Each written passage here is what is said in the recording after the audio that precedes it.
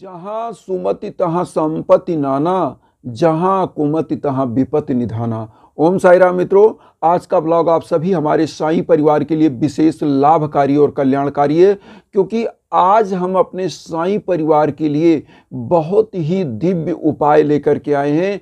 इस उपाय को करने मात्र से आपके घर में एकता, सामंजस्य, सुख, शांति आती है और इसके साथ साथ माँ वैभव लक्ष्मी की साक्षात कृपा बनती है।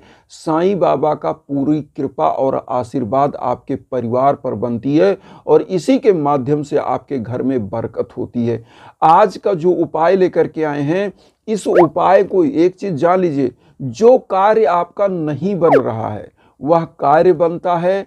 आप 99% कर्म करते हो, लेकिन 1% जो आपका भाग्य है, जो भाग्य की बाधा है, वह 99% कर्म को भी जीरो कर देता है। कैसे? इसका मैं एक उदाहरण आपको देना चाहता हूं कि जैसे 99% कोई बच्चा तैयारी करता है, मेहनत करता है और उसके बाद जब इंटरव्यू कॉल हो जाता है और इंटरव्यू में जाता है और मान लीजिए वहां असफल हो गया, तो पीछे का जो 99% मेहनत था वो क्या हुआ कि वह जीरो हो गया। क्योंकि भाग्य कहाँ काम करता है? 1% ही भाग्य है। मैं ये नहीं कहता कि कर्म नहीं है, कर्म मेन है, प्रधान है। हमारे रामायण में लिखा है कि कर्म प्रधान विश्व करि राखा, वही है वही जो राम रचि राखा। मतलब कर्म तो करना ही करना है और मिलेगा क्या? जो प्रभु ने आपके लिए रचा है। लेकिन आपके लिए हो सकता है बहुत कुछ ही उन्होंने रखा है, आप वहां तक कर्म नहीं करोगे तो कैसे पहुंचोगे? तो कर्म मेन है।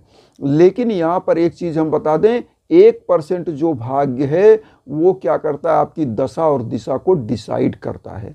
इसी पर पूरा विश्व आज क्या है कि वो लगा हुआ है कि हमारा भाग्य डिस्टर्ब है, हमारा कर्म डिस्टर्ब है, हम नहीं कहीं आगे बढ़ रहे हैं। तो होता क्या है? जो भाग्य होता है वह एक पॉजिटिव एनर्जी, आपके अंदर का कॉन्फिडेंस होता है और वही आपके भाग्य को प्रबल करता है। जैसे एक छोटी सी बच्ची को आपने देखा होगा कि सर्कस दिखाती है, वो करती क्या? एक पतले से रस्सी पर एक छोटा सा डंडा लेकर चलती है।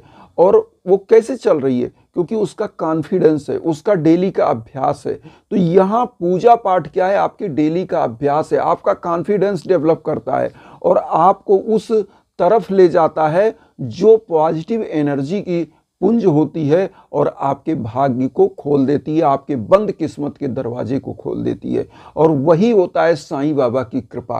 क्योंकि साईं बाबा कहते हैं, मुझे सदा जीवित ही जानो, अनुभव करो सत्य पहचानो। वह एनर्जी ही है जो हमारे देखिए, हम जब आप वेदों में जाएंगे तो हमारे ईश्वर को एक अमूर्त रूप बताया गया। रामायण में भी आप ले लीजिए, ईश्वर के बारे में कहा गया है कि विनुपग चलय सुनय विनुकाना, आनन रहित सकल रस भोगी, बिन बानी बक्ता बड़जोगी। मतलब ईश्वर क्या है? जो निराकार है, बिना हाथ पांव के चलता है, बिना जीवा के समस्त रसों का स्वादन करता है, अर्थात चराचर जगत में समस्त जीव आत्माओं में विराजमान है, वही ईश्वर है। इसीलिए कहा जाता है कि जीवों पर दया करिए और जो है अपना कर्म अच्छा करिए, किसी को ठेस मत पहुंचाइए, मानवता के लिए अच्छा करिए। साईं बाबा ने यही किया। तो आज जो हम उपाय लाए हैं, करना क्या है?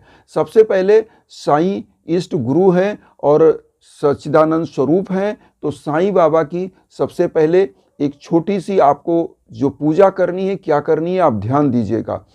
सबसे पहले आप बृहस्पतिवार को नहा धो लीजिए, स्वच्छ वस्त्र धारण करिए, साईं बाबा के लिए पीला आसन स्थापित करिए, पीला आसन पर साईं बाबा को जो है विराजमान करिए और पीला पुष्प बाबा को अर्पित करिए। थोड़ा सा हल्दी रखिए और उसमें थोड़ा चावल, बाबा को चंदन लगाइए, वही चंदन खुद लगाइए और उसके बाद एक लोटा जल वहाँ रखिए, एक धूप बत्ती जलाइए, एक कोई दीपक जला दीजिए, चाहे सरसों के तेल का, चाहे तिल का तेल, चाहे घी का, जो आपके पास अवेलेबल हो, स्वच्छ साफ वहाँ पे जला दीजिए। उसके बाद एक काम करना है आपको, साईं चालीसा पढ़ना है आपको। साईं चालीसा पढ़िए, बढ़िया श्रद्धा के साथ, सब्र के साथ आप पढ़िए और ऐसा लगे कि पूरी आस्था आपकी है, क्योंकि जब आस्था नहीं है तो कुछ नहीं। क्योंकि बाबा कहते हैं श्रद्धा और सबरी, दो चीज जिसके पास है वो व्यक्ति आसमान छू सकता है। तो श्रद्धा के साथ और सब्र के साथ, क्योंकि भगवान शिव शंकर भोलेनाथ पर आप जल चढ़ाते हो तो वो क्या है, पत्थर की तो मूर्ति है, वो हमारी आस्था से उसमें ईश्वर आ जाते हैं। तो आस्था अगर होती है तो कहीं भी ईश्वर मिल जाते हैं। पुरातन समय में ऐसी मान्यता थी कि ऋषि मुनि जमीन का खाक भी, मिट्टी भी उठा के आपको दे देते थे तो वो आपके लिए विभूति बन जाती थी। वो क्यों थी? क्योंकि हमारी आस्था उस समय प्रबल थी। और आज के भौतिकतावादी युग में हमारी आस्था अनास्था में चली गई और अंधविश्वास में चीजें चली गई। तो चीजें क्या है कि हमको आस्था रखनी है। हर जगह पर आपको तर्क और कुतर्क नहीं करना है। आपको क्या करना है, अपनी उस चराचर जगत में व्याप्त शक्तियों को, एनर्जी को आपको ग्रैप्स करना है। ईश्वर क्या है? वही एनर्जी का पुंज है, वही ऊर्जा है। तो यहाँ पर साईं चालीसा पढ़ना है और साईं बाबा का जो है 11 वचन पढ़ना है। 11 वचन आप सभी लोगों को पता होगा, मैं एक बार बता भी दे रहा हूँ। साईं चालीसा आपको इजीली मिल जाएगा, मार्केट में छोटी सी किताब है। तो साईं चालीसा जो है वो ले लीजिए। हम स्क्रीन पर भी साईं चालीसा का एक दो चार लाइन आपको दे दे रहे हैं, आप देख लीजिए। हम 11 वचन बोल के भी बता दे रहे हैं। जो शिरडी में आएगा आपद दूर भगाएगा, चढ़े समाधि की सीढ़ी पर, पैर तले दुख की पीढ़ी पर, त्याग शरीर चला जाऊंगा, भक्त हेतु दौड़ा आऊंगा, मन में रखना दृढ़ विश्वास, करे समाधि पूरी आस, मुझे सदा जीवित ही जानो, अनुभव करो सत्य पहचानो, मेरी शरण आ खाली जाए हो तो कोई मुझे बताए, जैसा भाव रहा जिस जन का वैसा रूप हुआ मेरे मन का, भार तुम्हारा मुझ पर होगा वचन न मेरा झूठा होगा, असहायता लो भरपूर जो मांगा हुआ नहीं है दूर, मुझ में लीन वचन मन काया उसका ऋण ना कभी चुकाया, धन्य धन्य वह भक्त अनन्य मेरी शरण तज लेना अनन्य, ओम शाई ओम शाई। तो ये बाबा का 11 वचन है। इस 11 वचन को पढ़ना है। सबसे पहले साईं चालीसा, फिर 11 वचन, आरती कर लीजिए बाबा की। वही जो दीप आपने जलाया है घी का या तिल का, तो उसके दीप से आरती करिए, क्योंकि बाबा दीप को अति प्रिय, उनका जो है एक पसंदीदा था, वह हर शाम को एक दीप प्रज्वलित करते थे। तो इस उपाय को भी आपको शाम को ही करना, ध्यान दीजिएगा। शाम को आप इत्मीनान से नहा धो करके स्वच्छ मन से और जो है श्रद्धा और सबरी के साथ बाबा के सम्मुख बैठिए, पीला पुष्प अर्पित करिए, एक घी का दीप जलाइए, तिल के तेल का दीप जलाइए, जो आप जला सके, धूप बत्ती जलाइए, साईं चालीसा, 11 वचन, उसके बाद साईं बाबा की आरती। और अब आपको करना क्या, एक चीज और ध्यान दीजिए, लास्ट में 2 रोटी जो शाम की पहला निवाला आपके घर का बनता है, तो उसमें से 2 रोटी, उसके ऊपर गुड़ जो शुगर केन का गुड़ होता है, वह गुड़, अगर गुड़ आपके घर में नहीं तो शक्कर सबके घर में होता है, जिसे चाय बनाते हैं, चीनी बोलते हैं, शुगर बोलते हैं, तो वह सबके घर में होता है। चीनी रखिए और गौ माता को आपके घर में अगर पाली हुई है तो उनको खिलाइए, बाहर मिल जाए तो उनको खिलाइए। और जिनके घर पे गौ माता ना मिले वो क्या करें कि अगर आपके दरवाजे पर कोई जानवर, कुत्ता आता है, बिल्ली आती है, उसको खिला दीजिए। हालांकि गौ माता को पहली प्रियॉरिटी दीजिए, गौ माता को खिलाइए। अगर नहीं खाते हैं, नहीं मिलते हैं, तो आप कुत्ते और बिल्ली, कोई भी जानवर को आप इसको खिला सकते हैं। ऐसी मान्यता है कि गुड़ पर, मतलब रोटी पर अगर गुड़ या चीनी रखकर खिलाया जाता है, तो जो गुड़ मतलब गेहूं का आटा होता है, तो यह आपकी सूर्य को प्रबलता देता है। और सूर्य को जब प्रबलता देता है, आप कुंडली में बिलीव करते होंगे, तो आपके जीवन में कुंडली में अगर सूर्य अच्छा है तो ऐसी मान्यता है कि आप प्रथम कोटि के, उच्च कोटि के विद्वान, उच्च कोटि के पद पर आसीन होने वाले, अच्छे से जीवन यापन करने वाले लोग, राजा के समान जीवन जीने वाले लोग माने जाते हैं।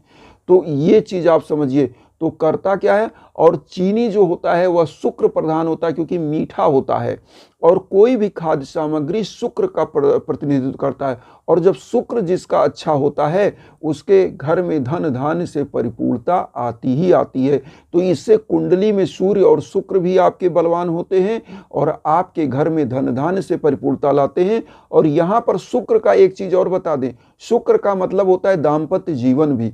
तो अगर आपके दाम्पत्य जीवन में दिक्कत चल रही है तो वह भी सही होता है। और यहाँ पर एक चीज और बताएं, या रोटी और चीनी या रोटी पर गुड़ रखकर गौ माता को खिलाने से 33 कोटि के देवता गौ माता के शरीर में विराजमान है, जो आपके घर के समस्त बाधाओं को दूर करते हैं। अब यहाँ एक चीज और हम जल्दी से बताना चाहेंगे, अगर आपके जीवन में भीषण से भीषण बाधाएं चल रही हैं, निरंतर आपका जीवन खरष्टक में बीत रहा है, दाम्पत्य जीवन का दिक्कत, बच्चों का जाप का दिक्कत, शादी ब्याह का दिक्कत, तो आपको यज्ञ याचन हवन जरूर कराना चाहिए। यह चीज़ हम बार बार अपने ब्लॉग पर बताते हैं कि आपको कहीं भटकना ना पड़े।